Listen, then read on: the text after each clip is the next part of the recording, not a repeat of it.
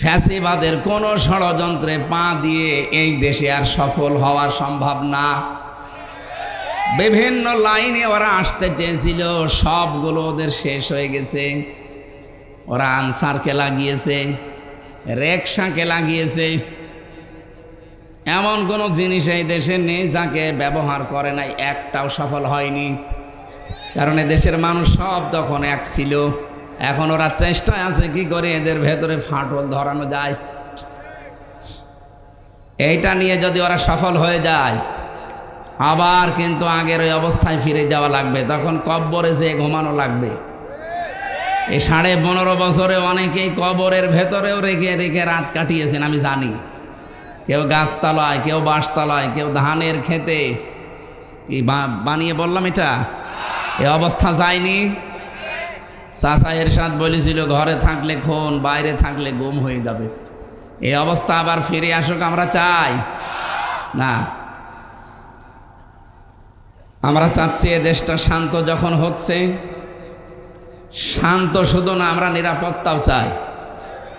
এটা বিঘ্ন করার জন্য অনেকে চেষ্টা চালাচ্ছেন। আপনার চেষ্টা কিন্তু সফল হবে না। ইহুদি খ্রিস্টানদের তাদের অনুসরণ না করলে তারা যেহেতু আমাদেরকে ভালোবাসবে না মন থেকে, এজন্য আমাদের এখন নিজের পায়ে নিজে দাঁড়াতে হবে। নিজেদের চরিত্র মাধুর্যতা এবং আল্লাহর উপরে ইখলাস আর তাওয়াক্কুল আরো বাড়ানো দরকার। পৃথিবীতে কেউ আমাদের না, আমরা শুধু আমরা নিজেদের। কথা আমার বোঝেন আপনারা? আল্লাহ আমাদেরকে শক্ত হওয়ার, তাওয়াক্কুল আল্লাহর উপরে করার তৌফিক দেন। ফাইদা আযামতা ফাতাওয়াক্কাল আলাল্লাহ, ইন্নাল্লাহা ইউহিব্বুল মুতাওয়াক্কিলিন। এই আয়াতটা সামনে রাখেন।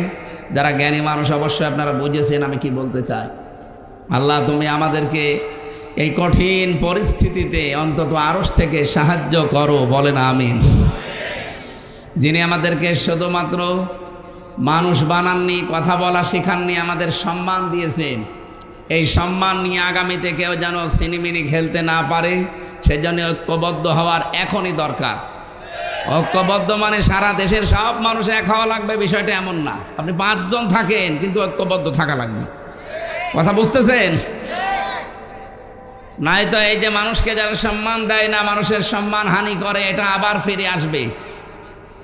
যে লোক যেই দোষ করে না তার উপরে যদি কেউ ওই দোষ চাপিয়ে তাকে জাতির সামনে কালার করে, ও আল্লাহর কাছে সবচাইতে বড় ঘৃণিত হয়ে যায় এবং ওই দোষ আল্লাহ তাকে দিয়ে দুনিয়ায় করায়।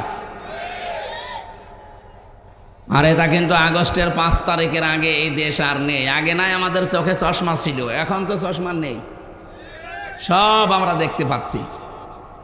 এই জন্য আমরা নিজেরা যদি অন্যায় করে, নিজেরা দোষ করে কারো উপরে চাপিয়ে মনে করে তাকে কালার করে দেব। আরে ভাই, একজন তো বসে আছে আরো, সে উনি কি আর ঘুমাচ্ছে? আসমাউ ওয়া আরা, আল্লাহ বলেন আমি সব দেখি, সব শুনি। আমি শুধু শুধু দেখি না, সব শুনতেও পাচ্ছি কে কোথায় কোন ষড়যন্ত্রে হাত পেতেছে, পা পেতেছে। আমায় ইয়াকসিব খাতিয়াতান আও ইসমান সুম্মা ইয়ারমি বিহি বারিয়ান ফাকাদ ইহতামালা বুহতানা ওয়া ইসমাম মুবিনা। রব্বুল আলামিন বলেন, অনেক মানুষ এমন আছে নিজে অন্যায় কাজগুলো করে, আর অন্যায়টা যখন হয়ে যায় একটা নিরপরাধ মানুষের ওপরে দোষটা চাপিয়ে নিজে ভালো সাজে। এরকম মানুষ দেশে নেই? ফাকাদ ইহতামালা বুহতানা ওয়া ইসমাম মুবিনা, সে যেন প্রকাশ্য পাপের বোঝা মাথায় বহন করে ঘুরতেছে। আমার মনে হয় আয়াতটা যদি আল্লাহ দেখিয়ে দিতেন, অনেকেই ঘর থেকে বের হতে পারতো না। যে যে অপরাধ করেছে তার মাথার উপরে পাপের বোঝা আল্লাহ তুলে দেবে, এটা কিয়ামতে। দুনিয়ায়ও কিছু আল্লাহ দেখাবে। এই আয়াতের বাস্তব ব্যাখ্যা আমি তাফসিরে ফি জিলালিল কোরআনের ভেতরে একটা ঘটনা পড়েছিলাম। নিজে অন্যায় করার পরে একজনের কাঁধের উপরে দোষটা চাপিয়েছে লোকটা। রব্বুল আলামিন ওই কাজ তাকে দুনিয়ার জীবদ্দশায় করিয়েছে, অপমান করেছে, তারপরে ওর মরণ হয়েছে। 15.5 বছরে এইটাই চলছিল। নিজেরা অন্যায় করত, আর কিছু হলেই ভালো মানুষের মাথার উপরে দোষটা চাপিয়ে দিত। আল্লাহ দেখেন পুরাটা এখন সুদে আসলে একেবারে শোধ নিয়ে নিচ্ছে। যা যা করেছিলেন 5 গুণ সেটা আল্লাহ 15 গুণ করাচ্ছে। এখান থেকেও যদি আপনার শিক্ষা না হয়, আপনি বুঝবেন আপনার কপালে আর হেদায়েত বলে কিছু নেই। আমরা এখনই সাবধান হওয়ার চেষ্টা করছি। এ মাহফিল দিয়েছে ওই কারণে আমরা যেন সতর্ক থাকি। আল্লাহ পাক আমাদেরকে যদি সতর্ক না করেন, বিশ্বনবী মুহাম্মদ রাসূলুল্লাহকে আল্লাহ সতর্ককারী হিসাবে পাঠিয়েছিলেন, বাশীরা ওয়া নাযীরা। একদিকে তিনি যেমন সুসংবাদ দিতেন আর একদিকে সতর্ক করতেন। কথা বলেন ঠিক কিনা? নবী যদি এখন থাকতেন, আমাদের কাজকর্ম দেখে তিনি সতর্ক করতেন। তিনি যেহেতু নেই, নাইবে রসুলগুলো আছে, তাদেরও দায়িত্ব ওনার মতোই সতর্ক করা। একটা নিরপরাধ মানুষের ওপর আপনি দোষ চাপিয়ে তাকে আপনি দুনিয়া থেকে বিদায় করবেন, কালার করবেন, আল্লাহ বসে বসে দেখবে না। জীবনও তাকে আপনি খুশি করতে পারবেন না। সূরা ফাতিহার ভেতরে একটা আয়াত পড়েছি আমি, 18 নম্বর আয়াতটা। পুরা তাফসীর আয়াতের সাথে যতগুলো মিলিয়েছি আমার ব্রেনে একটা শিক্ষা এসেছে। এদিকে তাকান। নবীজি 1400 মানুষ নিয়ে, 1-2 জন না, 1400 মানুষ নিয়ে মদিনা থেকে আসলেন মক্কায় হজ করার জন্যে। সবার পরনে ইহরামের কাপড়। এদিকে তাকান, শিক্ষা নিয়ে বাড়ি যাওয়া লাগবে, কারণ সেই সময় এখন চলছে। হুদাইবিয়া নামক যে জায়গাটা, এখানে এসে বাধাপ্রাপ্ত হলেন। কাফেরদের পক্ষ থেকে আওয়াজ দেওয়া হয়েছে, না এবার আপনাদেরকে আমরা হজ করতে দেব না। নবীজি হযরত ওসমানকে পাঠালেন তাদের সাথে সমঝোতা করার জন্যে। ওরা ওসমানকে আটক করার পরে ঘোষণা দিয়ে দিল, কুতিলা ওসমান ইবনে আফফান, হত্যা করা হয়েছে ওসমানকে। নবীজি এই কথাটা শোনার সঙ্গে সঙ্গে সাহাবী ছিল, তার সাথে 1399 জন। কতজন? 1399 জন সাথী ছিল। সাথী বললেন, সবাই ইহরামের কাপড় খুলে ফেলো। ও বাংলার মুসলমানেরা, নবী কি জানতেন না যে ইহরামের কাপড় খুলে ফেললে হজ নষ্ট হয়ে যাবে? জানতেন না? তিনি বললেন, সব কাপড় খুলে সাধারণ কাপড় পরিধান করো। রোজা রেখেছে, বললেন রোজা ভঙ্গ করে ফেলো, পরবর্তীতে রোজা রেখে দেওয়া যাবে। 2টা ফরজ বিধান তিনি ছেড়ে দিলেন, হজ এবং রোজা। কথা বলেন না কেন? কি করার জন্য ছাড়লেন? আল্লাহর নবী ডাক দিয়ে বললেন, সাহাবীরা, এসে গাছটা দেখা যায়, এটা বাবলা গাছ। আমি হাত রাখলাম, আমার হাতের ওপরে তোমরা 1399 জন হাত দাও। ওরা বিনা কারণে একটা নিরপরাধ মানুষ ওদের কাছে পাঠালাম, আর ওরা ওদেরকে ধরার পরে মেরে ফেলেছে। আমরা এই বিনা কারণে নিরপরাধ মানুষকে যারা হত্যা করে, এ উসমান হত্যার বদলা না নিয়ে একজনও মদিনায় ফেরত যাব না। কি বুঝলেন এই ঘটনা শুনি? এতটুকু আল্লাহ শেষ করেননি। নবীজি বলেন, একটা বড় একটা যখন হাত দিচ্ছিলেন, হঠাৎ করে আমার কানের কাছে জিবরাইল এসে একটা আয়াত শোনালেন, লাকাদ রাদিয়াল্লাহু আনিল মুমিনিন। শব্দটা খেয়াল করে দেখেছেন? লাকাদ, অবশ্যই। রাদিয়া, এটা মাসির সিগা। আল্লাহ পাক বলেন, অবশ্যই আমি আল্লাহ রাজি হয়ে গেছি। রাজি হব তা না, রাজি হয়ে গেছি। আমি আল্লাহ নিজে রাজি হয়ে গেছি।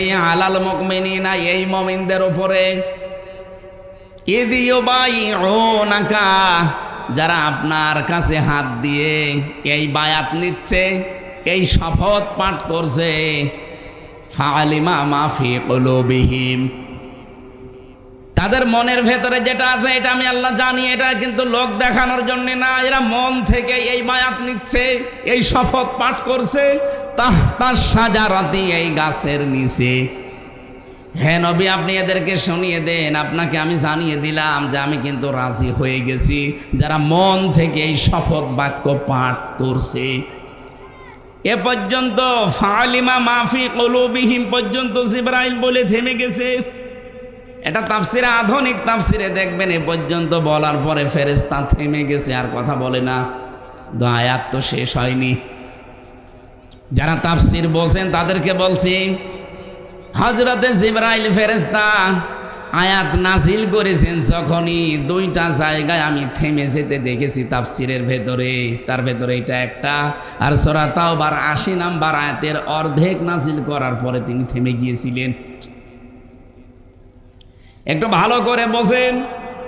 নবীজি নিয়ে যখন জানাজার নামাজ পড়তে যাচ্ছিলেন আব্দুল্লাহ ইবনে উবায়ের, সবাই দাঁড়িয়ে গেছে কাতার সোজা করে, জানাজা সামনে তৈরি হবে, নিজের জামা দিয়ে দিলেন নবীজি কাফন বানানোর জন্যে, নিজে জানাজা পড়াবেন বলে দাঁড়িয়ে পড়লেন।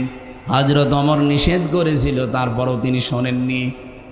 জানাজা শুরু করবেন, হঠাৎ জিবরাইল এসে এ আয়াতের অর্ধেক নাজিল করেছিল, ইস্তাগফির লাহুম আও লা তাস্তাগফির লাহুম ইন তাস্তাগফির লাহুম ৭০ মাররাতান।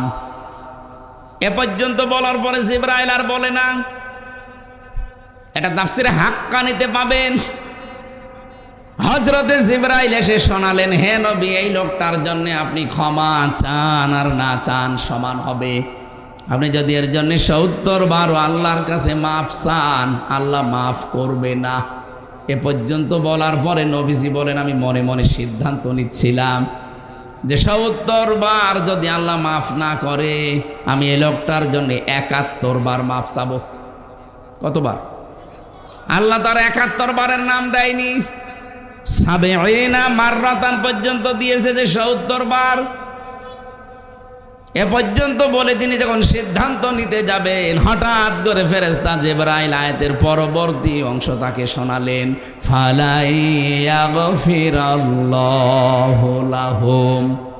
ইয়াগফির মোজারে বর্তমান, ভবিষ্যৎ, প্রেজেন্ট, ফিউচার। এর আগে আছে লান, এর আগে আছে ফা। ফেরেশতা জিবরাইল বলে, হে নবী, আপনি কার জন্য ৭১ বার মাফ চাবেন বলে আপনি প্রস্তুতি নিচ্ছেন? এই লোকটার জন্য যদি আপনি ৭১ না, কিয়ামত পর্যন্ত এর জন্য মাফ চান, শুধু এর জন্য না, শেষে হোম আছে জমির, এটা বহু বচন, শুধু এর জন্য না, এরকম চরিত্র দুনিয়ায় যাদেরই আছে, কিয়ামত পর্যন্ত এরকম মানুষের জন্য কেউ যদি ক্ষমা চায়, কিয়ামত পর্যন্ত তাদের কোনো মাফ হচ্ছে না, হবেও না। অথচ লোকটা নবীজির পেছনে নামাজ পড়তো, নবীজির সাথে রোজা রাখতো, ইফতারি করতো, নবীজির সাথে হজ করেছে, ও নবীর মতো দাড়ি, টুপি, জব্বা, খাবার খাওয়া সব ওকে ছিল। শুধু রাজনৈতিক জীবনে বিশ্ব নবীকেও মানত না, ওর নেতা ছিল আবু জেহেল। একটা মাত্র দোষের কারণে লোকটা মরে গেছে, মরেছে মোনাফিক হয়ে, তাও মোনাফিকের সর্দার হয়ে। আপনি কি এখান থেকে কি বুঝলেন? ফেরেশতা জিবরাইল এই জায়গায় অর্ধেক বলার পরে থেমে গিয়েছিলেন, পরবর্তীতে আরো কঠিন করে জানিয়েছেন। দ্বিতীয় নম্বর যেটা বলছি, এই আয়াতটা, এই ফাআলিমা মাফি কুলুবিহিম, এ পর্যন্ত আমি রাজি হয়ে গেছি এই মুমিনদের উপরে, একজন না, আলাল মুমিনিনা বহু বচন দিয়েছেন এই কারণে, কারণ এখানে মানুষের সংখ্যা ১৩৯৯ জন। কতজন? ১৩৯৯ জনের উপরে আমি আল্লাহ রাজি হয়ে গেছি। যারা আপনার কাছে বায়াত নিচ্ছে, তাহতা শাজারতি, এই গাছের নিচে, এদের মনের ভেতরে যে কথা, এদের মুখে একই কথা, কারণ এই মুখের কথা এদের মনে আছে, কারণ ওদের মনের খবর আমি আল্লাহ জানি। ওরা লোক দেখানোর জন্য এই শপথ নিচ্ছে না, এটা আপনার মন থেকে নিচ্ছে। এই জন্য হে নবী, এদেরকে আপনি শুনিয়ে দেন যে আমি রাজি হয়ে গেছি। সঙ্গে সঙ্গে ফেরেশতা জিবরাইল এ পর্যন্ত বলার পরে থেমে যায়। নবীজি তখন নিজের বাম হাতটা এদের হাতের উপরে লাগিয়েছে, ডাক দিয়ে বললেন, সাহাবীরা, আজকের এই ময়দানে যত মানুষ আমার হাতে হাত দিয়ে শপথ নিলে, সবার উপরে তো আল্লাহ রাজি হয়ে গেছে, কিন্তু এখানে তো একটা মানুষ নেই। হযরত ওসমানকেও তো ওরা মেরে ফেলেছে, হত্যার আদেশ দিয়েছে, মেরে ফেলেছে, ওরা হত্যা করে ফেলেছে, তো ওসমান তো এখানে নেই। আমি এই হাতটা উপরে তুলে দিলাম, আমার বাম হাতটা, এটা ওসমানের হাত। আল্লাহ পাক যেহেতু আজকের এই দলের উপরে, জামাতের উপরে, এই বায়াতের উপরে যেহেতু রাজি হয়ে আয়াত নাজিল করেছেন, কয়েকটা সুসংবাদ এবার জিবরাইল শোনালেন। ফানজালাস সাকিনাতা আলাইহিম, হে নবী, আল্লাহ পাক এই দলের উপরে, এই বায়াতের যারা আছে তাদের উপরে শান্তি প্রশান্তি নাজিল করবেন। এতটুকুই শেষ করেননি, পরে আর একটা শব্দ জুড়ে দিয়েছেন, ওয়া আসাবাহুম ফাতহান করিবা, হে নবী, আপনাকে একটা নিশ্চিত এবং নিকটবর্তী বিজয়ের সুসংবাদ আল্লাহ দিচ্ছেন। তাফসিরে মুফাসসিরিন ইকরাম শিক্ষা বের করেছেন। এবার তাকান, একটা নিরপরাধ, একটা বিনা কারণে নিরপরাধ মানুষকে তারা অত্যাচার করে মেরে ফেলবে। নবীজি এজন্য সিদ্ধান্ত নিয়েছিলেন যে 1399 জন আছো, একজনও মদিনায় যাওয়া যাবে না এই হত্যার বিচার না করা পর্যন্ত। ওরা এই কথা যেই খবর পেয়েছে যে মুহাম্মদ শপথ করাচ্ছে যে প্রতিশোধ না নিয়ে বাড়ি যাবে না, ওরা ভয়তেই হযরত ওসমানকে ছেড়ে দিয়েছে। সুবহানাল্লাহ বলেন, আলহামদুলিল্লাহ বলেন, আল্লাহু আকবার বলেন, যাই বলেন। কি নিয়ে যাবেন আজকে এখান থেকে? একটা নিরপরাধ মানুষকে যদি ওরা খালি মেরে ফেলার হুমকি দিয়েছে, মেরে ফেলেনি, মিথ্যা সংবাদ ছড়িয়েছে, এ কারণে যদি রহমতের নবী, এত নরম দিলের নবী গরম হয়ে যেতে পারেন, আজ বাংলাদেশে এই 54 বছরে কত মানুষ, নিরপরাধ মানুষ মারা হয়েছে, গুম করা হয়েছে, আয়না ঘরে রাখা হয়েছে, গায়েব করে দেওয়া হয়েছে, আপনি বলেন। আর শুধু সুবহানাল্লাহ পড়ে, আলহামদুলিল্লাহ পড়ে সেজদা দিয়ে জান্নাতে চলে যাবেন। নবীজি পারতেন না যে না, দিনকাল ভালো না, ওরা ওসমানকেই মেরে ফেলেছে, চলো আমরা মদিনায় পালিয়ে চলে যাই। এটা রহমতের নবী, এত নরম দিলের নবী হঠাৎ গরম হয়ে বললেন আমরা প্রতিশোধ না নিয়ে ফেরত যাব না। ওরা ভয়তেই ছেড়ে দিয়েছে ওসমানকে। 18 কোটি জনগণ আমরা যদি সত্যি এভাবে সিদ্ধান্ত নিতে পারতাম, কোনো বিনা কারণে নিরপরাধ মানুষকে কেউ মেরে ফেলতে পারবে না, আটক করে রাখতে পারবে না, এই দেশে কোনো মানুষ বিনা কারণে জেলেও থাকতো না। জালেমরা ভয়ে ছেড়ে দিত। কোরআনের পাখি আল্লামা দেলাওয়ার হোসাইন সাইদি রহমতুল্লাহ আলাইহি, তাকে যেদিন ধরেছিল জালেমরা, তারা নিজেরাও জানতো যারা মিথ্যার উপরে আসি।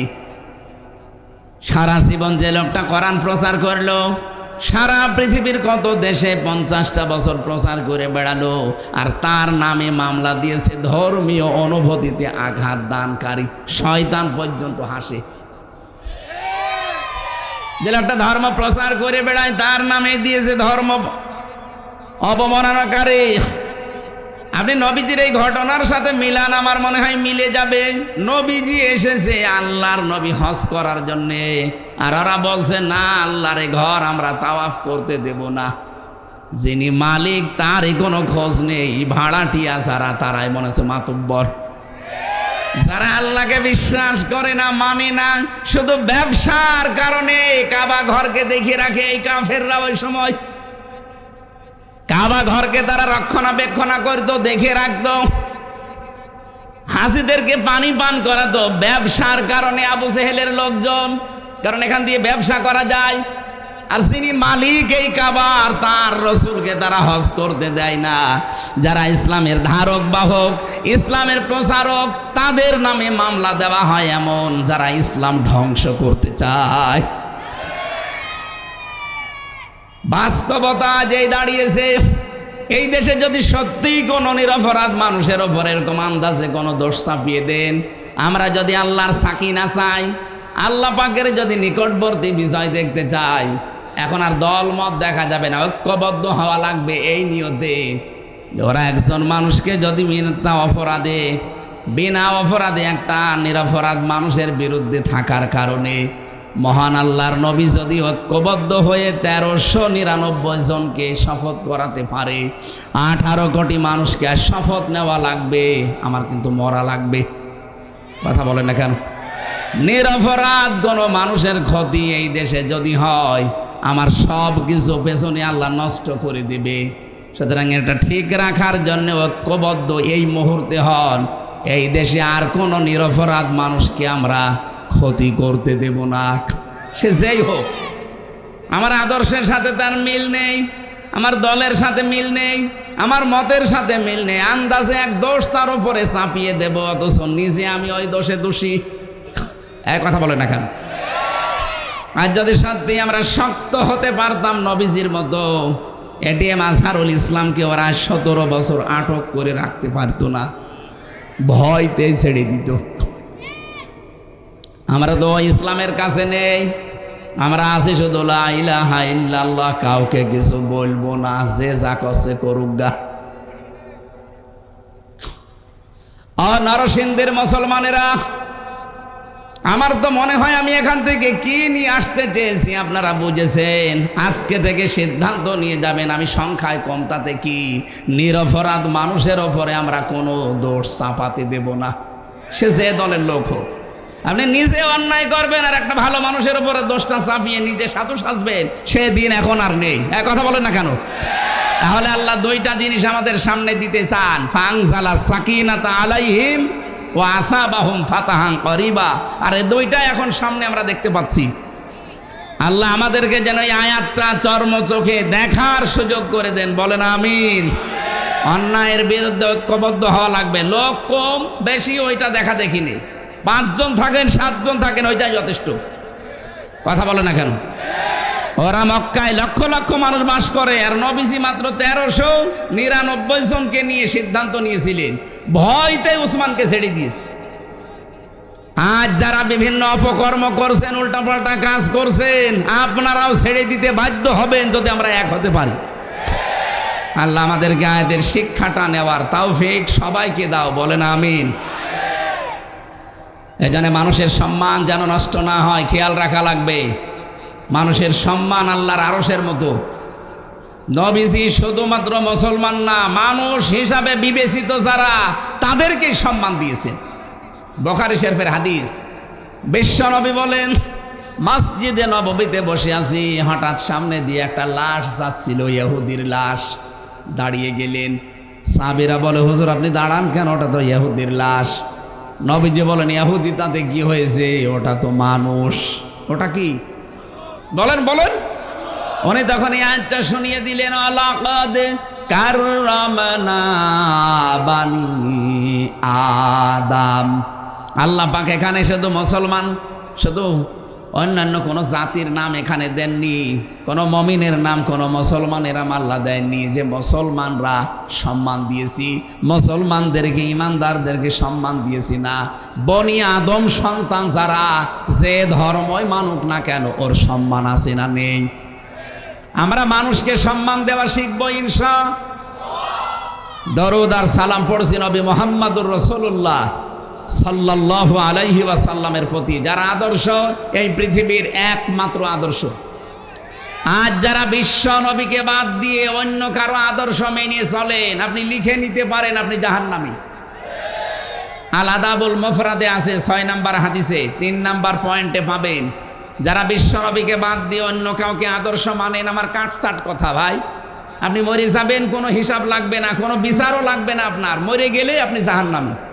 আমরা যদি বলেন আমি নামাজ পড়ি, রোজা রাখি, আমার বউ পর্দায় থাকে, কিসের বউ পর্দায় থাকে? হযরতে লূত আলাইহিস সালামের জামানায় লূত নবীর স্ত্রী শুধুমাত্র আল্লাহর বিরুদ্ধে একটা কাজ হতো, ওই জামানায় পুরুষে পুরুষে বিয়ে করত, মহিলাতে মহিলাতে বিয়ে করত। এই একটা গনায় সাপোর্ট দেওয়ার কারণে নবীর স্ত্রীকে আল্লাহ ছাড়েননি। কি আমি বানিয়ে বললাম? সূরা আরাফের 83 নাম্বার আয়াতে আছে, ফাংজাইনাহু ওয়া আহলাহু ইল্লা মারাতাহু কানাত মিনাল গাবিরিন। ভালো করে শুনেন, এটা তাফসিরে ইবনে কাসিরে আছে। আল্লাহ পাক বলেন, 2 জন ফেরেশতা পাঠালাম আসরের সময়।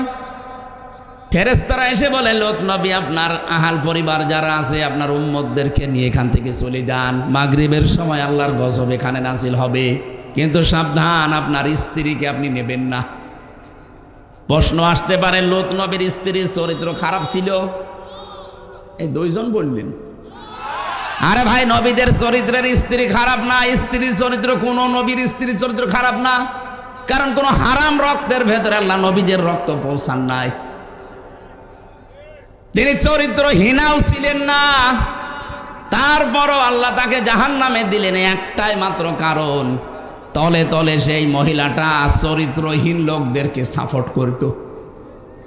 বলেন তো, একজন নবীর স্ত্রী, তাও জলিলুল কদর নবী হযরত লূত আলাইহিস সালাম, নিজে খারাপ না, নিজে ভালো মানুষ, তার চরিত্র ভালো, কিন্তু একজন চরিত্রহীন যারা তাদেরকে সাপোর্ট করতো, তাও তলে তলে প্রকাশ্যে না। এই কারণে যদি নবীর স্ত্রী হওয়ার কারণে আল্লাহ তাকে ধ্বংস করে জাহান্নামে পাঠিয়ে দেয়। এ বাংলাদেশে যারা যারা মনে করেন আমি ভালো মানুষ, আমার ব্যবসা হালাল, আমি নামাজ পড়ি, রোজা রাখি, আমার বউ পর্দায় থাকে, সব মানলাম, কিন্তু আপনি এমন লোককে সাপোর্ট করেন যে লোকটার চরিত্র ভালো না, যার চুরি করার অভ্যাস আছে, যার ডাকাতি করার অভ্যাস আছে, যার মদ খাওয়ার অভ্যাস আছে, যার চাঁদাবাজি করার অভ্যাস আছে, আপনি এরকম মানুষকে সাপোর্ট করবেন তলে তলে, আর মনে করবেন আমি নামাজ পড়ি। তাহলে আপনাকে যদি জান্নাত দেওয়া লাগে, লূত নবীর স্ত্রীকেও দেওয়া লাগবে? বলেন।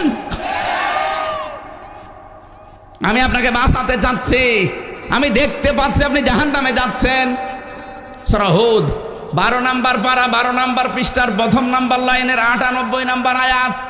যত তাফসির আছে বাংলাদেশে 42টার উপরে আমি মিলিয়েছি, সব মুফাসসির এই আয়াতের ব্যাখ্যায় একমত।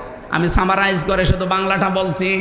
ইয়াকুদুমু কওমাহু ইয়াউমাল কিয়ামাতি ফাআওরাদাহুমুন নার ওয়া বিইসাল বিরদুল মাওরুদ।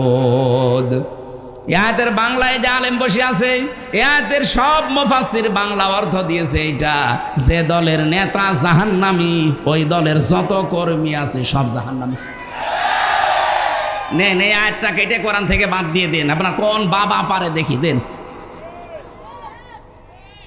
আপনি মনে করছেন আমি ভালো মানুষ, একটা একটু খারাপ মানুষ একটু রাইল মাইল খায়, আমার নেতা একটু সাপোর্ট করলে কি হয়? কি হয় মানে আপনার কারণেই তো জোর ধরে, আপনি ওর পেছন দিক থেকে সরিয়ে আসেন, জোর পাবে না। মাইয়াশফা শাফাআতান হাসানাতান ইয়াকুল্লাহু নাসিবুম মিনহা ওয়া মাইয়াশফা শাফাআতান সাজ্জিয়াতান ইয়াকুল্লাহু কিফলুম মিনহা। দুনিয়ায় কেউ যদি ভালো কাজের সুপারিশ করে, কেউ যদি রায় দেয়, সমর্থন জানায়, কাউকে সাপোর্ট করে, কিয়ামতের ময়দানে এই লোকটা ভালো কাজ করে যা পাবে সাপোর্ট করে আপনি তাই পাবেন। এই জন্য বহু মানুষ কিয়ামতে আমল নামাজেই পড়তে দেবে। আল্লাহ বলবেন ইকরা, পড়, কিতাবাকা কাফা বিনাফসিকা আলাইকা হাসিবা, পড়, এটা তোর নিজের জন্য, তুই জান্নাতে না জাহান্নামে যাবি, তুই নিজেই যথেষ্ট। যেই পড়বে দেখবে ওর ভেতরে হজ করার সওয়াব লিখা। বলবে আল্লাহ আমি তো গরিব মানুষ, হজ করিনি, এটা মনে হয় ফেরেশতারা ভুল করে লিখে ফেলেছে। আল্লাহ পাক বলেন বান্দা আমি জানি হজ করনি, কিন্তু এমন মানুষকে তুমি সাপোর্ট দিয়েছিলে যে এই লোকটা ক্ষমতায় যাবার পরে হজের বিল পাশ করেছিল সংসদে। হজে যাইতে 8 লাখ 9 লাখ টাকা লাগবে, সেখান থেকে আল্লাহর ঘরে যাওয়ার এই ফরজ ইবাদত 3.5 লাখ 2.5 লাখ টাকায় সম্পন্ন করার সিদ্ধান্ত নিয়েছিল। এটা জালেমরা করেছিল না 9 লাখ? এখন কিভাবে 4.5 লাখে হচ্ছে? আরো কমবে। সংসদে যদি সত্যি সিন্ডিকেট না থাকে, এখানে যারা যাবে মানুষগুলো যদি কোরআনপন্থী হয়, একটা ফরজ বিধান যেহেতু নামাজের বিল আনবে, যাকাতের বিল আনবে, এরপরে এই বিল আনবে যে আমরা হজ এই দেশের মুসলমানদের জন্য সহজ করে দিতে চাই। আপনি হজ করেননি, তাতে কি হয়েছে? শুধু সাপোর্ট দেওয়ার কারণে যত মানুষ হজ করবে তার সওয়াব আপনিও পাবেন। কত মানুষ দেখবে আমল নামা পড়তে পড়তে জেনার গোনা লিখা, বলবে রব্বুল আলামিন আমি তো জেনা করিনি, এটা তোমার ফেরেশতারা মনে হয় ভুল করে লিখেছে। আল্লাহ বলেন আমি জানি তুই জেনা করিসনি। এমন মানুষকে সাপোর্ট দিয়েছিলি যে লোকটা ক্ষমতা পেয়ে জেনা সহজ করে দিয়েছিল। বই মেলার নাম দিয়েছে, শিশু মেলার নাম দিয়েছে, শিশু পাওয়া যায় না, শুধু শিশুর খালারা আর মামারা। শিশু মেলায় শিশু পাবেন, খালি শিশুর খালারা আর মামারা। ওই জায়গায় অ্যাক্সিডেন্ট হয়, তাও বাসেটি রাখে না। কথা বলছে না কেন? কারো চোখে চোখে অ্যাক্সিডেন্ট হয়, কারো হাতে মুখে অ্যাক্সিডেন্ট হয়, আর বাকি জায়গা তো বললাম না। এত অ্যাক্সিডেন্ট আপনি ব্যবস্থা করে দিলেন, আপনার কারণেই তো ওই লোকটা এত জোর পায়। এই জন্য নিজে ভালো হলে শুধু হবে না, অন্যায়কারী যারা, চরিত্রহীন যারা, যাদের চরিত্র বলতে কিছু নেই, এইরকম মানুষকে কেউ যদি তলে তলে সাপোর্টও করেন, আপনাকেও লোক নবীর স্ত্রীর মতো জাহান্নামে যাওয়া লাগবে। আর সাফ কথা তো বলে দিলাম, আপনার রাগ হলেও এটাই ফাইনাল কথা। এটা যদিও ফেরাউন সম্পর্কে নাজিল হয়েছে, সূরা হুদ ৯৮ নম্বর আয়াত। যেই দলের নেতা জাহান্নামে যাবে, ওই দলের যত কর্মী আছে সব জাহান্নামে যাবে। অনেকে এটা শোনার পরে বলে জাহান্নামের ভয় আমার দেখাবেন না, জাহান্নামে যাওয়া আছে। জাহান্নাম আপনি নাম শুনেছেন, গেছেন কোনোদিন? বাস্তবতা বোঝেন? রিমান্ডে এতদিন শুধু নাম শুনতাম, ওই 10 দিন আমি মাটির নিচে রিমান্ডে থেকেই বুঝেছি যে রিমান্ড কারে বলে। তাও তো আমার সেরকম কিছু করেনি। যাদের করেছিল আর আমার পাশের রুমে ছিল, আমাকে শুধু দেখিয়েছিল জিনিসপত্র, আমার ওইভাবে কিছু করেনি। রিমান্ডে শুনতাম যে হাতের নখ তুলে নেয়, অথচ নখ যাদের তুলেছে আমার রুমেই তারা ছিল। ওদের নখ বলতে কিচ্ছু নেই, সব তুলে ফেলেছে, পায়ের হাতের। আমারে মাঝে মাঝে নিয়ে আসতো রাতের বেলা, বলতো যে এইগুলো দিয়ে আমরা নখ তুলি। দেখেই আমার ভয় লেগে যেত, তারা তুলতো সারে, কেমন লাগতো বলেন তো? মাটির নিচের আওয়াজ তো উপরে আসে না, এই জন্য চিৎকার শোনা যেত ভেতরে। যখন নখ তুলতো তখন আমি চিৎকার শুনতাম, মারে বাবারে বলে চিৎকার দিচ্ছে, কিন্তু কিছুই করার নেই, শব্দ বাধা। একটা চেয়ারের সাথে এভাবে বসিয়ে দেয়, ফিতা লাগিয়ে দেয় হাতের সাথে, পায়ের সাথে, মাজার সাথে একটা বেল্ট দেয়, শুধু কারেন্টের সুইচ দেবে। আমার মনে হয় মিনিটে কয়েক হাজার বার ঘুরবে। আপনি চোখে মুখে অন্ধকার দেখবেন, যে স্বাভাবিক হয়ে যাবেন, কি গো কি দেখলাম।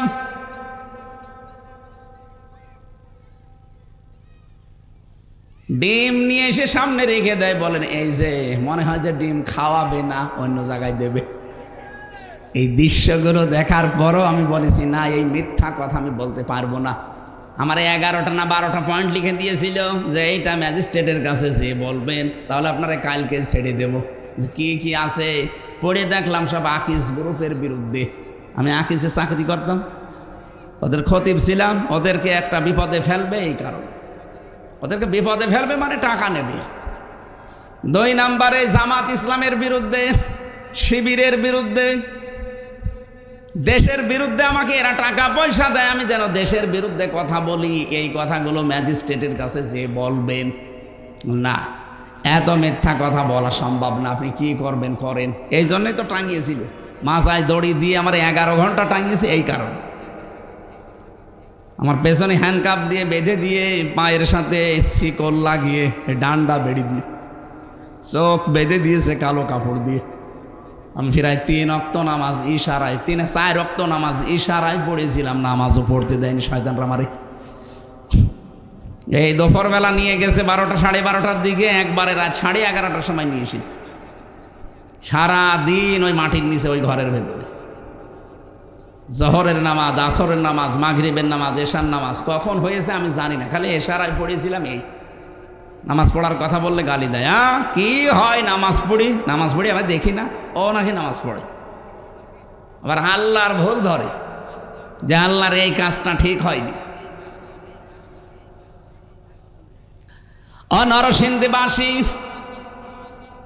যে কথাটা বোঝানোর জন্য পর্যন্ত আসলাম, আপনি বলেন যে জাহান্নামের ভয় দেখাবেন না, জাহান্নামে আমার যাওয়া আছে। কি যাওয়া আছে আপনি জাহান্নাম বোঝেন? বিশ্বনবী জানিয়েছেন, জাহান্নামের ভেতরে মানুষের যখন ক্ষুধা লাগবে, জাহান্নামের ভেতরে যখন মানুষের ক্ষুধা লাগবে, ইন্না শাজারাতাস সাক্কুম তুআমুল আসিম কাল মুহলি ইয়াগলি ফিল বুতুন কাগালিল হামিম খুযুহু ফাগুল্লুহু সুম্মাল জাহিমা সাল্লু। এই আয়াতগুলো যদি কেউ বুঝে বুঝে পড়ে, ওই এমনি চোখ দিয়ে পানি আসবে, ও টেরও পাবে না। এত কঠিন ভয়ঙ্কর খাবারের কথা আল্লাহ দিয়েছেন। সাক্কুম একটা ফলের নাম, ওটা ক্ষুধার কারণে মানুষ খাবে, সঙ্গে সঙ্গে পেটের ভেতরে যা আছে নাড়ি ভুড়ি সব পায়খানা রাস্তা দিয়ে বের হয়ে যাবে। জাক্কুম গাছের ফলের বর্ণনা পড়েছিলাম। ওটা খাবারের পরে পেটে যাবে, আর সামনেও বের হবে না, নিচ দিয়েও বের হবে না। একটা গলার কাঁটা যেভাবে বাঁধে ওইভাবে বেঁধে থাকবে। মনে করবে পানি খেলে হয়তো এটা ছেড়ে যাবে। জাহান্নামের টক বগে একেবারে যে পুষ আর রক্ত গরম হচ্ছে, ওটা দিয়ে যখন ভেতরে দিতে চাইবে, মুখের কাছে আসার সঙ্গে সঙ্গে এইগুলো সব ঝলসে পড়ে যাবে। খেতে চাইবে না, দূরে ফেলে দেবে। ফেরেশতারা তুলে এনে ওরে একেবারে ভেতরে দেবে। পেটের ভেতরে যাবে ঠিক, ওই জাক্কুম গাছের কাঁটাও সরবে ঠিক, কিন্তু দেখবে পেটে আর কিছু নেই, নাড়ি ভুড়ি সব এক জায়গায় হয়ে পেছন দরজা দিয়ে বের হয়ে গেছে। এই আযাব শুরু হচ্ছে 1 দিন 2 দিন 5 দিন না, চলতেই থাকবে এভাবে আযাব। আমি আপনাকে বাঁচাতে চাচ্ছি ভাই। আপনি কোন দলে আছেন, কোন মতে আছেন আমি জানি না। ইসলামের বাইরে যারা চলে, সত্যি যদি তাদের অনুসরণ করেন, ও যদি জাহান্নামে যায়, আপনাকেও যাওয়া লাগবে, মাস্ট বি। যদি আপনাকে আল্লাহ না দেয়, তাহলে আয়াত মিথ্যা হয়ে যাবে। কি কথা বলে না কেন? আপনার জন্য আল্লাহ কোরআনে আয়াত মিথ্যা করে দেবে। আশা করছে আপনি আয়াতগুলো বাড়িয়ে তাফসির সহকারে পড়েন, যদি হেদায়েত থাকে পরিবর্তন হয়ে যাবেন। আর যদি আপনার কপাল আবু জেহেলের মতো হয়, আমি নবীর উত্তরাধিকারী আমির হামজা না, নবী এসে ওয়াজ করলো, আপনার কিছুই হবে না। এই কোরআন আল্লাহর নবী আবু জেহেলের সামনে পড়েছিলেন, আবু বকরের সামনেও পড়েছিলেন। আবু বকর কোরআন শোনার পরে তার ঈমান যা ছিল এটা আরো বেড়ে গেছে, আর আবু জেহেল কোরআন শোনার পরে ওর ঈমান বাড়ে নাই, ওর শয়তানি বেড়ে গেছে। এদেশে আমরা দেখতে পাচ্ছি এখন কোরআনের আলোচনা শুনলে যারা হালকা পাতলা ঈমান আছে ওর ঈমান বাড়ে, আর যার ঈমানই নেই, লোক দেখানো একটা বেঈমান, ওর শুধু আবু জেহেলের মতো শয়তানি বাড়ে। আপনি কি আবু জেহেলের মতো মন নিয়ে বসে আছেন, না আবু বকরের মতো? আবু জেহেলের মতো মন নিয়ে আছেন কারা? হাত তোলেন তো। একজন, এই 2 হাত তুলিস। ঠিক আছে, 2 জন আছে, না বুঝে তুলিস। ও আবু জেহেলের মতো মন নিয়ে বসে আছে, ও কিয়ামত পর্যন্ত ওয়াজ শুনলে কিছু হবে ওর? এই ওইদিকে মেরে হাত আবার ভাইরাল করে দিও না যে আবু জেহেলের মতো বসে আছে। না ঠিক আছে, না বুঝে হাত তুলেছে। আমরা আবু জেহেলের মতো মন নিয়ে আছে, কিন্তু এখানে নেই, আশপাশে আছে। কথা বলে না কেন? এখানে যারা আছি সব আমাদের মন আবু বকরের মতো, যেন যাদাতুহুম ঈমানা, কোরআন শুনলে আমাদের ঈমান বেড়ে যায়। কথা বলে ঠিক কিনা? আমার লাস্ট এবং ফার্স্ট কথা এইটাই, আমাদের আদর্শ যাদের ঠিক নেই, আপনি মরে গেলে আমির হামজা না, আমির হামজার বাপ দোয়া করলো, আপনি জাহান্নামে যাবেন। মনে করে যে না, এত বড় হুজুর দোয়া করছে, কিসের বড় হুজুর? নবীর দোয়া আল্লাহ ফেরত দিচ্ছে। তার আদর্শ শুধু ঠিক ছিল না, এজন্য আশা করছে আপনিও বুঝবেন। এরপরও না বুঝলে আমা আলাইনা ইল্লাল বালাগ, আমার আর কিছু করার নেই। সূরা আহকাফ একটা মাত্র আয়াত পড়েছি। আজকের আলোচনার বিষয় কেউ কারো নয়। শুনবেন না চলে যাবেন? শুনবেন না? এই দুনিয়াতে আসলে এরকমই, কেউ কারো না। কার জন্য আপনি কি করছেন? এই আয়াতটা যখন ফেরেশতা নিয়ে আসে, বিশ্ব নবী আয়াতটা শোনার পরে নিজের মেয়েকে ডাকলেন, ফাতেমাতুজ জহরাকে, হযরতে হাসান হোসাইন তার নাতি, তাদেরকে ডাকলেন, নিজের ফুফুকে সফিয়াকে ডাকলেন। ডাক দিয়ে বললেন, দেখো এই মাত্র জিবরাইল আমাকে জানিয়ে দিয়েছে যে আল্লাহ আমার সাথে কি করবে এটা আমি জানি না, এমনকি আল্লাহ তোমাদের সাথে কি করবে এইটাও আমি জানি না। আমার প্রতি যা ওহী হয় এইটাই শুধু আমি তোমাদেরকে শোনাই, আমি শুধু সতর্ককারী ছাড়া আর কিছু না। ও মা ফাতেমা, তুমি আমার মেয়ে, দুনিয়ায় যতদিন আমার আন্ডারে আছো, আমার সামর্থ্য অনুযায়ী তোমাকে আমি দিতে পারবো, কিন্তু সাবধান, মরণের পরে আমি নবীর মেয়ে, এই পরিচয়ে কিছুই হবে না। এজন্য নিজের কাজটা নিজে করে দুনিয়া থেকে বিদায় নাও। ও হাসান হোসাইন, আমি ভালোবাসি কলিজার চাইতে বেশি তোমাদেরকে, কিন্তু কিয়ামতে আমার নানা নবী ছিল, এ পরিচয় কিচ্ছু হবে না, নিজের কাজ আগে দুনিয়ায় নিজে করে যাও।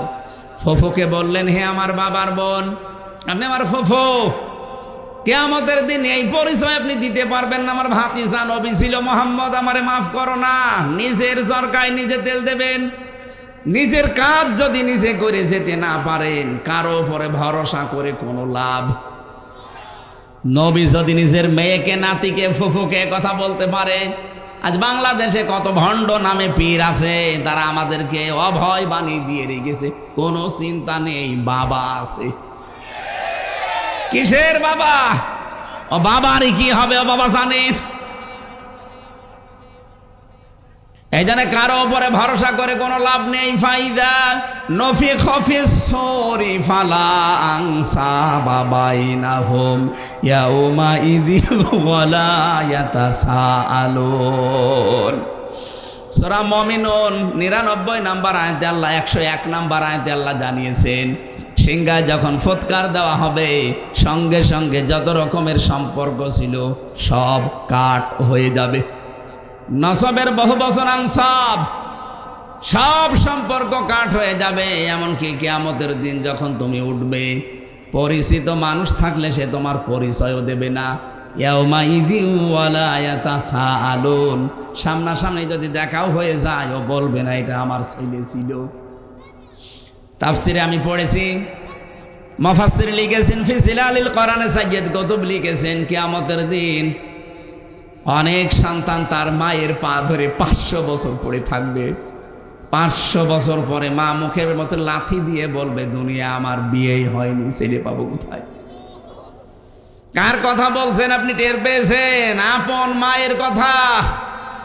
আপন মা যদি 500 বছর পা ধরে রাখার পরও মুখে লাথি দিয়ে বলতে পারে আমার বিয়েই হয়নি, ছেলে পাবো কোথায়? কার উপর ভরসা করে আছেন বলেন? রব্বুল আলামিন বলেন, কুল মা কুনতু বিদআম মিনার রাসূলি ওয়া মা আদরি মা ইউফআলু বি ওয়ালা বিকুম। হে নবী, আপনি ভালো করে এটা মানুষকে শোনান যে আমি কোনো নতুন রাসূল না, আমার আগে বহু রাসূল আল্লাহ পাঠিয়েছিলেন, তাদের ধারাবাহিকতায় আমাকে আল্লাহ পাঠিয়েছে। আমি জানি না তোমাদের সাথে আল্লাহ কি করবে, এবং কি আমি এইটাও জানি না আমার সাথে আল্লাহ কি করবে। যদিও পরবর্তীতে নবীর সম্পর্কে আল্লাহ আমার সুসংবাদ জানিয়েছেন, মা তাকদ্দামা মিন যামবিকা, আপনার আগে পরে সব কিছু আমি আল্লাহ ক্ষমা করে দিয়েছি, আপনার চিন্তা নেই। কিন্তু আপনার উম্মতদেরকে জানিয়ে দেন যে তাদের সাথে আমি কি করব, এটা কিন্তু নবীজি বলতে পারেন নাই। সুতরাং নবী যখন নিজে গ্যারান্টি দিতে পারেন না যে আমাদের সাথে কি হবে, এই মুহূর্তে আমার নিজেকে নিজে পাল্টানো লাগবে না, লাগবে না। আয়াতের তাফসিরে আমি পড়েছি, একটা ঘটনা এসেছে। হযরতে আবু যর রাদিয়াল্লাহু তাআলা আনহু বর্ণনা করেন, নবীজির আপন মেয়েটা যখন ইন্তেকাল করে, ফাতেমাতুজ জাহরা কবরে নিয়ে গিয়েছিলাম। নিজে কবর খোঁড়ার পরে কবরের ওপরে দাঁড়িয়ে বললাম, হে কবর, তুমি জানো আজকে তোমার ভেতরে কারে রাখা হবে? এখানে রাখতে যাচ্ছি আজকে হযরতে আলীর স্ত্রী, যাকে আল্লাহ তামাম দুনিয়ার কাফেরদের জন্য বাঘ বানিয়ে পাঠিয়েছিলেন।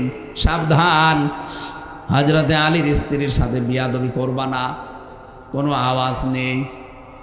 দ্বিতীয় নম্বরে বললেন, তোমার ভেতরে জান্নাতের সর্দার হবে যুবকদের, হযরতে হাসান হোসাইন, তার মাকে রাখতে যাচ্ছি, বিয়াদবি করবা না। তৃতীয় নম্বরে তিনি ঘোষণা দিলেন, জানো তোমার ভেতরে কারে রাখছি? জান্নাতের মহিলাদের নেত্রী হবে, সর্দারিনী ফাতেমাতুজ জাহরাকে, বিয়াদবি করবা না। তিনবারের পরে কোনো আওয়াজ যখন আসে নাই, হযরতে আবু যর বলে, নবীর মুখে শুনেছিলাম কবরে নাকি এই এই এই হয়, কই কোনো আওয়াজ তো পাই না।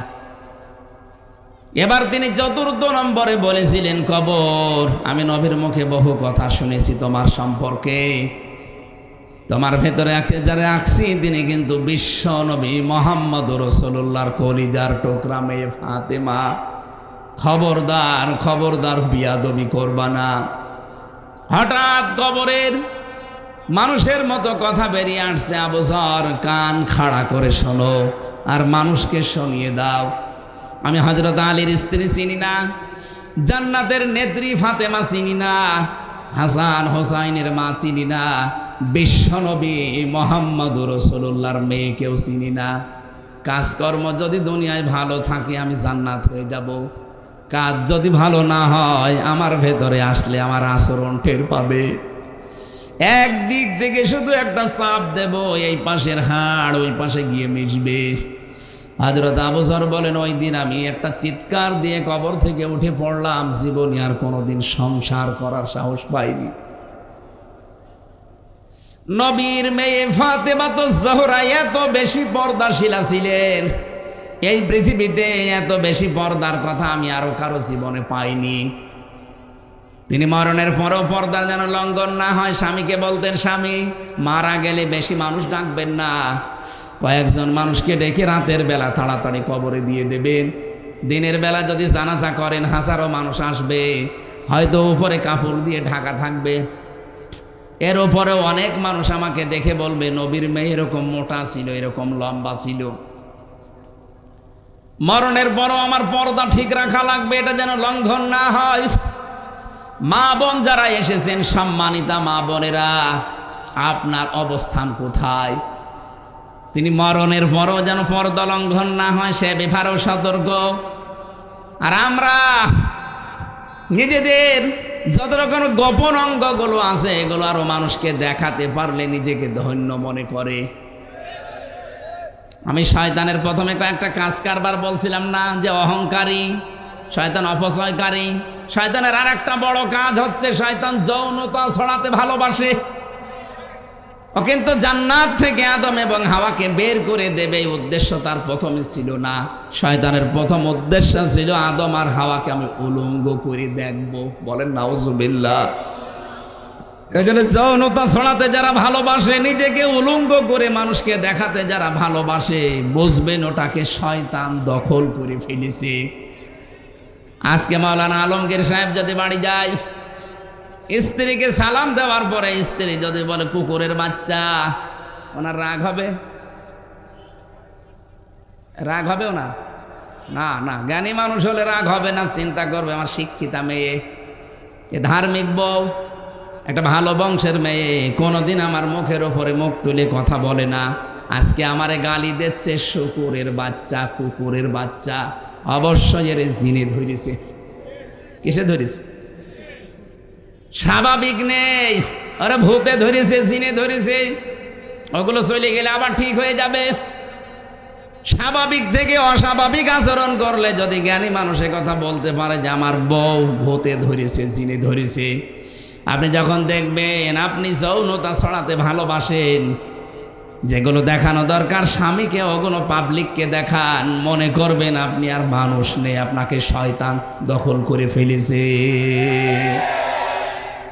এরকম মহিলা দেশে নেই? কোরআনে কারীম বারবার সতর্ক করছে মেয়েদেরকে।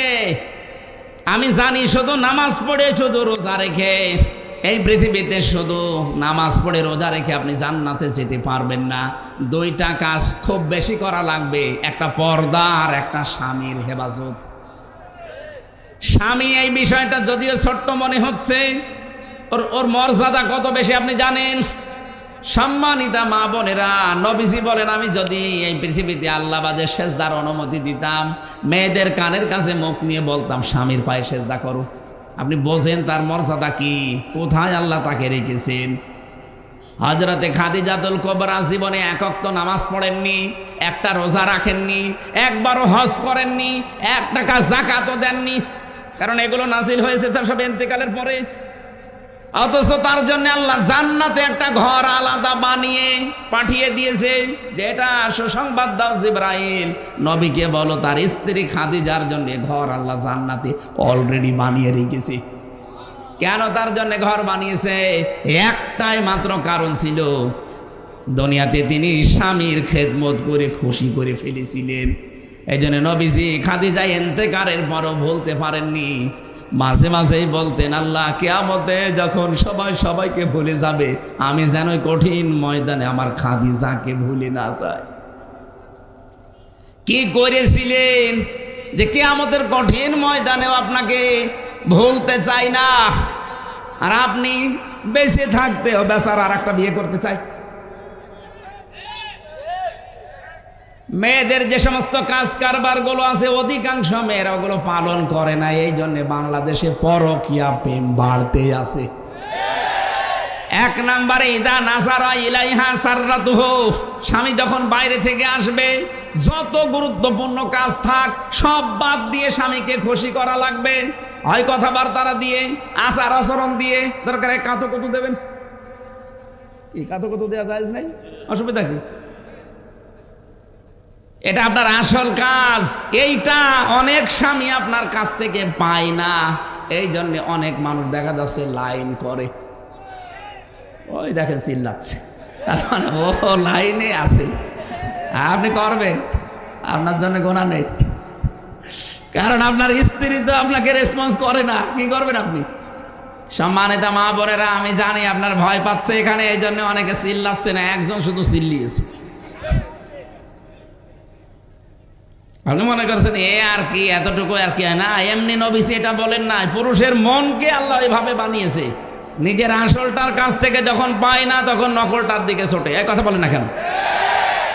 দুই নম্বরে ওয়াইদা গাবা আনহা হাফিজাতুহু, স্বামী যখন বাইরে যাবে নিজেকে আপনি হেফাজতে রাখবেন, কন্ট্রোল করবেন, নিজের স্বামীর সম্পদ, স্বামীর সন্তানকে দেখে শুনে রাখবেন। কত মহিলা স্বামী বাইরে গেলেও দিন পায়, কথা বলে না কেন? গল্প করছে মোবাইলে অন্যের সাথে না, মোবাইলে যদি কারো সাথে কথাও বলেন কোন আওয়াজে বলবেন সেইটা পর্যন্ত কোরআন নির্ধারণ করে দিয়েছে।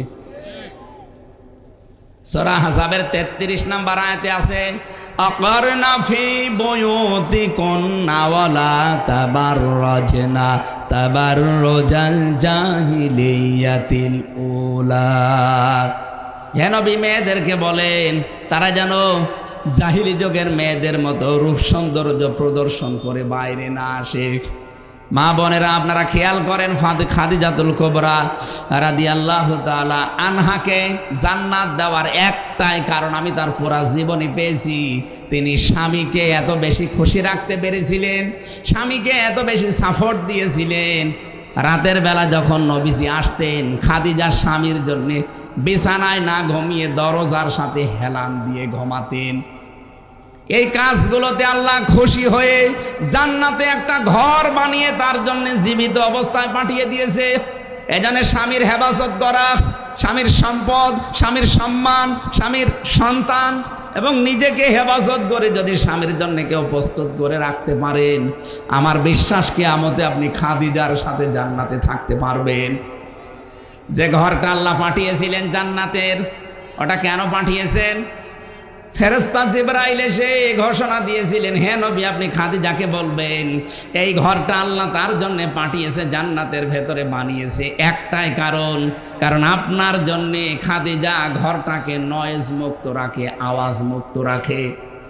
আপনার স্বামী বাইরের কর্মজীবন শেষ করে যখন বাড়িতে আসবেন, আল্লাহর কসম, আপনি ঘরটা যদি নয়েজ মুক্ত রাখতে পারেন, আওয়াজ মুক্ত, একটা শান্ত শিষ্ট নির্মল একটা পরিবেশ যদি স্বামীকে উপহার দিতে পারেন, খাদিজার জন্য যদি আল্লাহ জান্নাতে ঘর পাঠায়, আপনাকেও আল্লাহ জান্নাতে ওরকম একটা নিরাপদ ঘরের অধিকারী করে দেবেন। দুই নম্বরে পর্দার বিধান। এর ভেতরে তিনটা বিষয় আমি পেয়েছি। তাবাররুজের, মেয়েরা রাস্তাঘাটে আসলে তখন ওদের সাজগোজা বাড়িয়ে দেয়, পোশাক হয়ে যায় ৮-৬ ছোটখাটো, এই জন্য মেয়েদের চোস পায়জামা পরা জায়েজ নেই। কথা বুঝতেছেন? অনেক মেয়ে দেখি 22 বছর 20 বছর বয়স, অথচ বাবার সামনে হাফ প্যান্ট পরে বসে বসে টিভি দেখতেছে। সেদিন কোন জায়গায় যেন গিয়েছিলাম, মৌলভীবাজার না কোথায়, যে বাড়িতে নিয়ে গেল আধুনিক পরিবার, ওরা এই সমস্ত ধার ধারে না, আল্লাহ রসুলকে বিশ্বাস হালকা হালকা করে। কি অবস্থা! মেয়ের বয়স এত বেশি, আমি জানতাম না। আমার বলছে, হুজুর আমার মেয়েটার একটু ফু দিয়ে দেবেন। আমি মনে করছি 3-4 বছর বয়স হবে, ও আল্লাহ দেখি হাতি চলে আসতেছে। কমপক্ষে 20-22 বছর 25 বছর তো হবে। আর সেই রকম মোটা আপনি কি নিয়ে এসেছেন? তোমার ছোট মেয়ে, এই ছোট হলে বড়টা কি? তাড়াতাড়ি নিয়ে যান, দোয়া মোয়া করা লাগবে না। দোয়া করতে হলে আমি দোয়া হয়ে যাব, ও দোয়া লাগবে না, নিয়ে যান। পানি নিয়ে আসেন, পড়ে দিচ্ছি। মেয়েটা যায় যে অবস্থাতে হুজুরের কাছে নিয়ে আসছে, একটু কিছু পরিয়ে নিয়ে আয়। ও যা পরিয়েছিল ওইটা নিয়ে চলিয়েছে। আর পরে ওই চোষ পায়জামা, তাও পায়জামা পা পর্যন্ত নাই, হাঁটু পর্যন্ত। এতটুকুই খুব বেশি হলো হাঁটুন দিয়ে। হুজুর আপনি এত সুন্দর করে তাকিয়েছেন। আরে ভাই, তাকানো লাগে। ও তো একবার দেখলেই বুঝে ফেলি যে তো কি জিনিস পরিস। আবার গেঞ্জি গায়ে দেওয়া, উপরে খালি একটা ওড়না দেওয়া, তাও পাতলা ওড়না। ও ছাতার ভেতর দিয়ে সব দিয়ে দেখা যাচ্ছে। আমি বললাম আপনি দোয়া করা লাগবে না ভাই, নিয়ে যান, আমি দোয়া অলরেডি করে ফেলিস। কি দোয়া করব? এ দোয়া করতে গেলে এখন আমি নিজেই দোয়া হয়ে যাব। 22 বছর 25 বছরের মেয়ে গেঞ্জি গায়ে দেয়, নাউজুবিল্লাহ মিন যালিক। আবার হাফ প্যান্ট পরে, এইটা পরে আমার স্বামীর সাথে না, বাবার সাথে বসে বসে টিভি দেখতেছে। আপনি লজ্জা করে না? আপনি বাবা, আপনি একটা দায়িত্বস। আর দায়্যস হল আয়াদখুলুল জান্নাহ, এই শব্দটা মুযাক্কার। মহিলাদের বলে নাই, বলেছে গার্জিয়ানকে। হয় বাবা, নাই স্বামী, নাই বড় ভাই, নাই বড় ছেলে। যেই মহিলার এরকম উল্টা পাল্টা চলে, যার গার্জিয়ান আছে, তারা বাধা দেয় না, এগুলো সব দায়্যস। আর দায়্যস হল আয়াদখুলুল জান্নাহ, আয়াদখুলু মুযারে, বর্তমান ভবিষ্যৎ, প্রেজেন্ট ফিউচার। দায়্যস জান্নাতে যাচ্ছে না, যাবেও না। সম্মানিত মা বোনেরা, এই জন্য 2টা কাজ আমি একটু আদেশ দিলাম আপনাদেরকে নবীর হাদিস থেকে। স্বামী যাদের আছে, জায়েজ কথাগুলো মেনে যতটুকু পারা যায় খুশি রাখবেন। আর পর্দাটা এটা খেয়াল রাখবেন। সাজগজ করে বাইরে যাওয়া যাবে না। বাইরে যেতে হলে পুরাতন কাপড় পরেন, দরকার হয় মানুষ যেন না তাকায়। এই যে যারা বোরকা পরেন রং বেরঙের, ফুল ফুলওয়ালা, এমব্রয়ডারি করা, না, জায়েজ নেই এটা। এরকম বোরকা পরা যাবে না, যেটা পরলে আপনার আকর্ষণ আরো বাড়ে। এটাও তাবাররুজের ভেতরে অন্তর্গত। 3 নম্বরে মাজা হেলে দুলে যারা চলে, এটাও তাবাররুজ। আল্লাহ মেয়েদেরকে এই কাজগুলো থেকে হেফাজত করুন, বলেন আমিন। নামাজ পড়ার ওয়াজ করা লাগবে মেয়েদের কাছে, রোজা রাখার ওয়াজ করা লাগবে মুসলমানের কাছে। কোন কারণে? নামাজই যদি না পড়ে ও মুসলমান থাকে। এই জন্য নামাজের কথা আমি সচরাচর ভাবে বলতে চাই না। নামাজ মুসলমান পড়বে না, পড়বে কে? আজান হওয়ার পরে মুসলমান নারী আর অন্য ধর্মের নারীর ভেতরে পার্থক্য এই, এরা আজান হলেই নামাজে দাঁড়াবে। অন্য মহিলা যারা অন্য ধর্ম মানে, ওদের নামাজ কালামের কোনো ধার ধারে না। আল্লাহ আমার মেয়েদেরকে ফাতেমাতুজ জাহরার মতো বানিয়ে দিন। পর্দা খুব গুরুত্বপূর্ণ বিধান। পর্দার কারণে আপনার এত সম্মান। পর্দা না থাকলে আপনার আর কুকুরের একই। কারণ কুকুর দেখবেন 2.5 হাত, 1.5 হাত, 2 হাত, 1 হাত, এত বড় বড় লেজ হয়। আমি বাইরের দেশের কুকুর দেখেছি, অত বড় বড় লেজ। অথচ লেজ পুরা উল্টা করে 3-4 ভাঁজ করে লজ্জাস্থান দেখায়, মানুষকে দেখায় যে যা দেখবি দেখ। যারা নিজেদের এত বড় শাড়ি, 12 হাত শাড়ি না ওদের, এত বড় শাড়ি, এত বড় ওড়না, এরপরও নিজেদের লজ্জাস্থান যেগুলো গোপন, এইগুলো মানুষকে যারা দেখান, আপনি মনে করবেন আপনি আর কুকুর একই। এখন নিকৃষ্ট কথা বলা ঠিক না, তারপরও বলে ফেললাম। সম্মানিত মা বোনেরা, আশা করছি পোশাক আশাক শালীন করবেন। 4 পিস কোথায় গেল? 3 পিস কোথায় গেল? 2 পিস। এখন আর 2 পিসও না, এখন 1 পিস। আমার পুরাতন ক্যাম্পাস গিয়েছিলাম। আমি তো প্রথমে রাজশাহী ছিলাম, এরপরে কুষ্টিয়া ভার্সিটিতে। দেখতে গেলাম, যে দেখি মেয়েদের এখন পোশাক আশাক হয়ে গেছে খুব বেশি হলো 2 পিস 1 পিস। অথচ মুসলিম মেয়েরা, এই মানুষগুলোই পরবর্তীতে রাষ্ট্রের বড় বড় দায়িত্ব পাবে। এই জন্য আমরা চাচ্ছি এই ছোটকাল থেকে এদেরকে তৈরি করার জন্য আপনার ছেলেকে, আপনার মেয়েকে আগে 3 বছর অন্তত নুরানি মক্তবে পড়াবেন। 3টা বছর ওকে ট্রেনিং দিয়ে দেন, এরপরে যেখানেই দেবেন ওকে আর বিপদগামী করার মতো কেউ সামনে নেই। অনেকে ষড়যন্ত্র সামনে চালাচ্ছে, পারবে না ইনশাল্লাহ। আমি আপনাকে গ্যারান্টি দিতে পারি, 3 বছর আপনার ছেলেকে হোক মেয়েকে হোক আগে পড়িয়ে নেন। ওর ভেতরে যেটা আল্লাহ তৈরি করে দেবে 3 বছরে, কোরআনের কারণে, হাদিসের কারণে, ও যত বড় জায়গায় যাবে অন্তত কোনো দিন ও নেশাগ্রস্ত হবে না। কত মেয়ে এখন নেশা করে জানেন আপনি? নেশাগ্রস্ত হবে না। দুই নাম্বারে শুধু নেশাগ্রস্ত না, শেষ বয়সে আপনাকে বৃদ্ধাশ্রমে দিয়ে আসবে না। আমার মেয়ে তো আল্লাহ চাইলে দেয়নি, মেয়ে দিয়েছে, আমি তো ওইভাবে তৈরি করছি।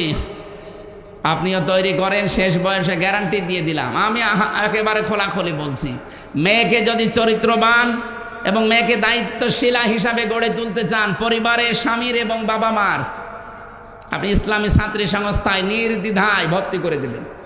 এটা একটা নিয়ামত, একটা প্রতিষ্ঠান। আপনাকে আমি গ্যারান্টি দিতে পারি, আপনার এই মেয়েটা যদি লেখাপড়া করে একেবারে বাংলাদেশ শেষ করেও আসে, কোনো দিন আপনার মুখের ওপরে মুখ তুলে কথা বলবে না। যদি বলে এরকম কোনো মেয়ে যদি দেখাতে পারেন যে একেবারে ছোট থেকে একেবারে শেষ পর্যন্ত এই ছাত্রী সংস্থায় থাকার পরেও মুখ তুলে কথা বলে, আমি ওয়াজ করা বন্ধ করে দেবো। দেখান, যদি দু একটা হয় সেটা মানুষ না, ওটা শয়তান। এত বড় বাইন্ডিং এর ভেতরে থেকেও যদি নষ্ট হয়ে যায়, তে আর কিছু নেই বাংলাদেশে। কত মেয়েকে বিশ্ববিদ্যালয়ে আমি লাল পানি দিয়ে কুলি করতে দেখেছি।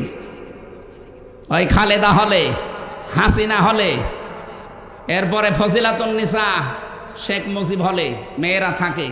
সকালবেলা আমরা নামাজ পড়ে বের হই, আর ওরা লাল পানি দিয়ে কুলি করে। লাল পানি বোঝেন? মেয়েদেরকে আমি বিড়ি সিগারেট খাওয়া দেখেছি। এগুলো এমনি হয়নি। আশা করছি আপনি 3 বছর ছোটকালাতে যেভাবে তৈরি করতে চান ওইভাবেই তৈরি করা যাবে। কাদা মাটির মতো থাকে। বড় হয়ে গেলে তখন যদি এই নামাজ পড়বি না, তোর বাড়ি থেকে তাড়িয়ে দেবো, উল্টো করে বলবে বেটা তুই বের হ। যেন আশা করছে আমাদের ছেলে মেয়েরা যেন নষ্ট না হয়ে যায়। আমরা আর কয়দিন থাকবেন আপনি? আর নাই 50 বছর পরে কব্বরে চলে যাবেন, কিন্তু ওরা তখন এই জমিন চাষ করবে। আগামীর বাংলাদেশ বারবার বলে কোরআনের হাতে আল্লাহ তুলে দাও, এমনি দেবে না, এগুলো তৈরি করা লাগবে। জালেমরা চেষ্টা করছে অন্য কায়দায়, আমরা চেষ্টা করব পুরা উল্টা। আল্লাহ আমাদের তৌফিক দিন, বলেন আমিন।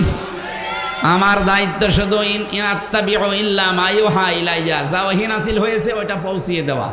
আমানা ইল্লা নাযীরুম মুবিন, আমি সতর্ককারী ছাড়া আর কিছু না। এজন্য যতটুকু সতর্ক করেছি আমি নিজেও যেন সতর্ক হতে পারি। জেলখানায় বসে বসে আমার তো লিখতে দিত না। কারারক্ষীদের কাছে ওই চিকন পাইপের মতো যে কলম আছে না, শীষ, ওইটা ওদের কাছে টাকা পয়সা আর প্রমাণ দিয়ে টাকা পয়সা দেওয়ার কথা বলে নিয়ে আসতাম। নিয়ে আমি 8টা বই লিখেছিলাম, বাইরে 6টা, ভেতরে 2টা। একটা মেয়েদের জন্য আছে আদর্শ নারী, 6 জন মানুষের জীবনে দিয়েছি, এখানে অথেন্টিকভাবে দেওয়া আছে, এটা নিয়ে মেয়েদেরকে পড়াইন। আর একটা আছে দাম্পত্য জীবনের কলহ এবং তার সমাধান, পুরুষ এবং মহিলার 2টাই। আর কোন কাজ করলে আপনি কোন জান্নাত পাবেন, কোন কাজ করলে কোন জাহান্নামে যাবেন, এই বইটা খুব গুরুত্বপূর্ণ ভাই। এটা আমার মনে হয় সবারই পড়া দরকার। আর মেয়েদের জন্য এটা নিয়ে যেন, যাদের সময় থাকে ওই গাড়ি থেকে নিয়ে যেয়ে ওদেরকে পড়াবেন। আমার 11:30 বেজে যাচ্ছে, আমি আজকের মতো আর পারছি না। আমিন। বারাকাল্লাহু লানা ওয়া লাকুম ফিল কোরআনিল আযীম। এই স্টেজে আছে, মোনাজাতের পরে স্টেজ থেকে নিয়ে যাবেন। আল্লাহুম্মা আমিন। লা ইলাহা ইল্লা আনতা সুবহানাক ইন্নী কুনতু মিনাজ জালিমিন। রব্বুল আলামিন, রাত 11:30 বাজতেছে, গভীর রজনী পর্যন্ত আমরা কথা বলেছি। যতটুকু বললাম আমাদেরকে মেহেরবানি করে আমল করার তৌফিক দাও। এই আয়াত থেকে এইটাই বুঝেছি, কেউ কারো না, নিজের কাজ নিজেকেই করা লাগবে। ওয়ালা তাসিরু ওয়াজিরাতুন বিজরা উখরা, কেউ কারো বোঝা বহন করবে না। আল্লাহ তাআলা আমাদের সম্পর্কে কোনো গ্যারান্টি নেই, নবীজি নিজের আত্মীয় স্বজন সম্পর্কে কোনো গ্যারান্টি পাননি। সুতরাং আমরা যেখানে আছি আমাদের আখিরাত তৈরি করার তৌফিক দাও। সওয়াবগুলো তুমি নবীজির রওজায় আজকে পৌঁছিয়ে দাও। 3 দিন ব্যাপী ঐতিহাসিক অনুষ্ঠানে যারা শ্রম দিয়েছে, যারা টাকা দিয়েছে, যে যেভাবে এগিয়ে এসেছে, আল্লাহ তাদেরকে তুমি ওইভাবে রহমত এগিয়ে দাও। অনেকে হয়তো এখনো না বুঝে ইসলামের বিরোধিতা করে। আল্লাহ তাআলা এই পৃথিবীতে আলেমরা কারো শত্রু না। তুমি তো জানো আমরা মন থেকে চেষ্টা করি মানুষগুলো যেন জাহান্নামে হয়ে না যায়। যারা ভুল বোঝে, শয়তানের ধোঁকায় পড়ে আলেমদের বিরোধিতা করে, ইসলামের বিরোধিতা করে, এদের হেদায়েত থাকলে দান করো, হেদায়েত না থাকলে এদেরকে তুমি এই ক্যান্সারগুলো থেকে আমাদের বাংলাদেশ মুক্ত করো। সম্মানিত মা বোনদেরকে তুমি খাদিজার মতো, ফাতিমার মতো বানিয়ে দাও। অনেক পরিবারে অশান্তি আছে, আল্লাহ তুমি শান্তির ফায়সালা করো। রব্বুল আলামিন মাহফিলের বিশেষ মেহমান মাওলানা আবু সাইদ ভাইকে তুমি কবুল করে নাও। আমার ডান পাশে মাওলানা আলমগীর হোসাইন ভাইকে মঞ্জুর করো। যত আলেম এখানে বসে আছে, প্রধান অতিথি বিশেষ অতিথি সহ আমাদের মনে যার যে কামনা বাসনা আছে জায়েজ আশাগুলো পূরণ করে দাও। যে ভাইয়ের মাধ্যমে এসেছি মনিরুল ইসলাম ভাই, আল্লাহ তাআলা তোমার এই বান্দার বাড়িতে ছিলাম, এই বাড়িটাকে কবুল করে নাও। তোমার বান্দার জীবনকে তুমি ইসলামের জন্য মঞ্জুর করো। এ মাহফিলে যত সদস্য আছে আল্লাহ, যেই মা তাদেরকে পেটে নিয়েছে মায়ের পেট খাদিজার মতো বানিয়ে দাও।